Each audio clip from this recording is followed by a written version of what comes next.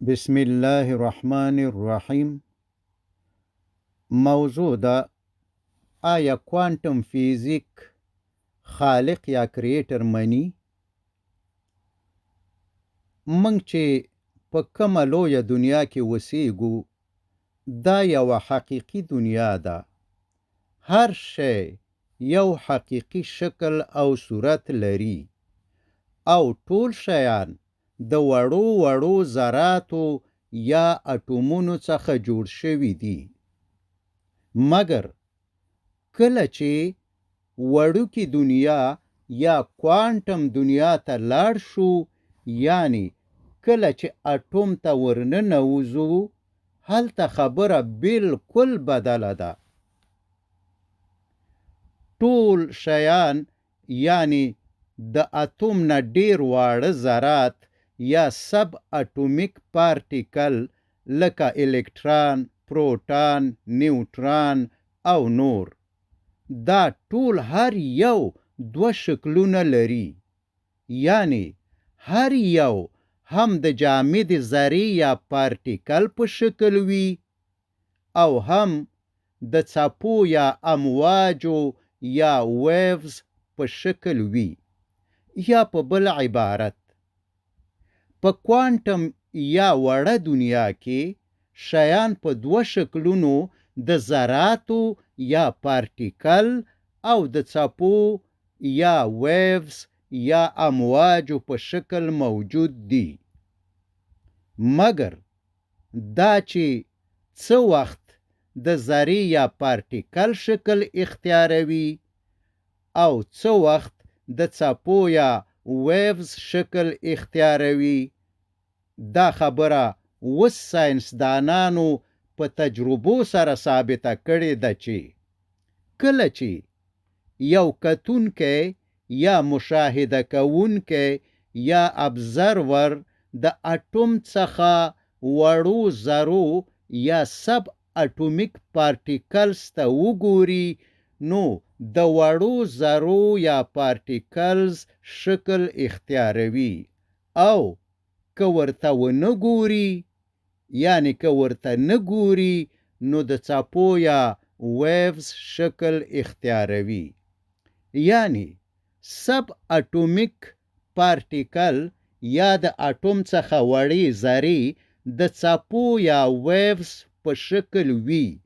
خو کله چې کم کتونکی یا مشاهده کوونکی یا ابزرور ورته وګوري، نو د کتونکي د کتلو په سبب ترې سمدستي یوه حقیقي جامده ذره یا ریل پارټیکل جوړیږي.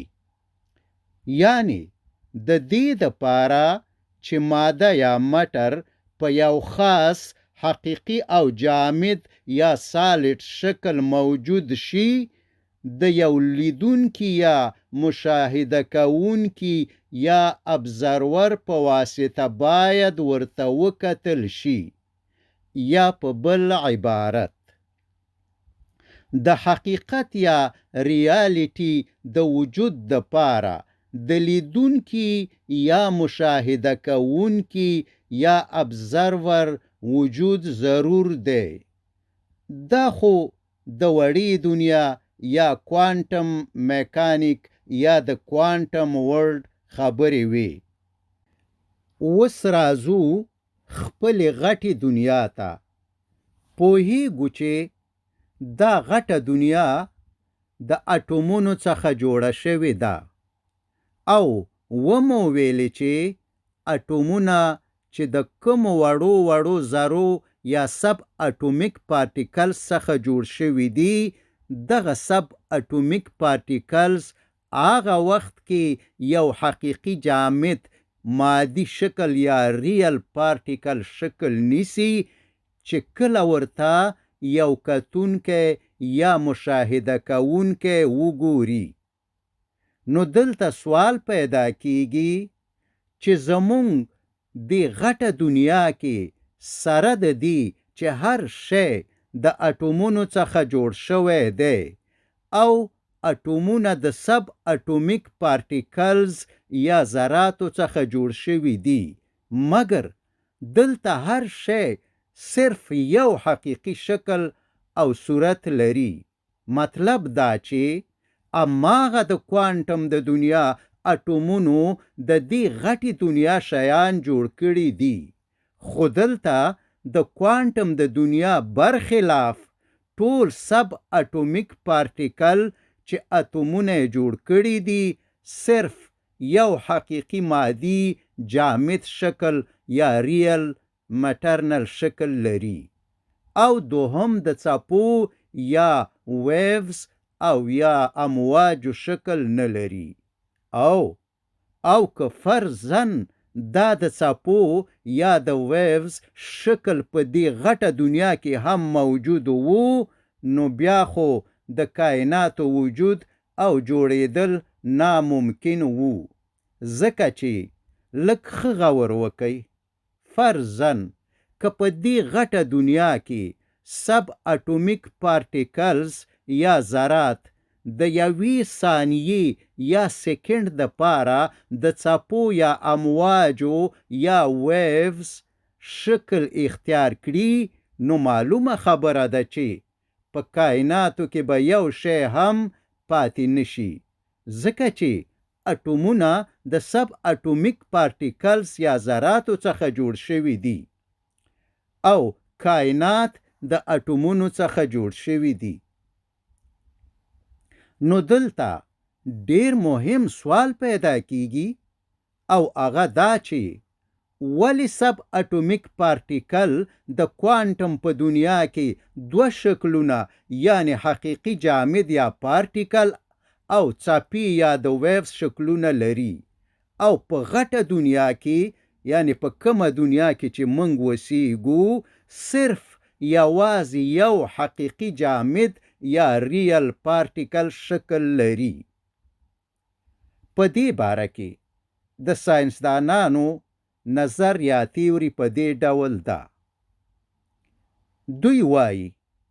دوی وایي چې د دې ټول سیستم یعنی د کائناتو د دې سیستم څخه د باندې یو کتونکی یا مشاهده کوونکی یا څارونکی یا کازمیک ابزرور موجود دی چې ټولو کائناتو ته ګوري او هر شي ته یو خاص او حقیقي شکل یا ریل شیپ ورکوي او حقیقت او ریالیټي منځته راوړي. تاسو فکر وکئ چې دا هستی پرته د الله تعالی څخه بل څوک کېدلی شي. اگرچه ملحدین او نیچرالیست ساینسدانان کوشش کوي چې خبره یو خوا او بل خوا ته تیره کی او د الله تعالی څخه چپه کی، مګر د الله تعالی یو نوم الحق دی. که ملحدین او نیچرالیستان هر څومره د الله تعالی څخه د تیښتې کوشش وکړي، په هر لار کې د الله تعالی د معرفت آیاتونه او نښې دي، ځکه چې دا د الله تعالی وعده ده. فرمایي سنریهم آیاتنا فی الآفاق وفی انفسهم حتی یتبین لهم انه الحق اولم یکفی بربک انه علی کل شیء شهید. ډیر زر به من خپل نښې او آیاتونه په کائناتو کې او د دوی په خپلو نفسونو کې دوی ته وښیو، تر دې پورې چې دوی ته دا خبره واضح او څرګنده شي چې دغه قرآن په رښتیا سره پر حق دی. آیا ستا د رب د حقانیت د تصدیق دپاره کافي نه ده چې هغه جل جلاله په هر څه شاهد دی؟ یعنی د دې لویو کائناتو چلیدل هر شی داسې جوړ شوی دی څنګه چې مناسب او لازم دی. هر شی داسې کار کوي څنګه چې لازم دی، او په کائناتو کې نظم، ډیزاین او دقیق کنټرول، دا ټول د الله تعالی په وجود دلالت کوي. وما علینا الا البلاغ المبین.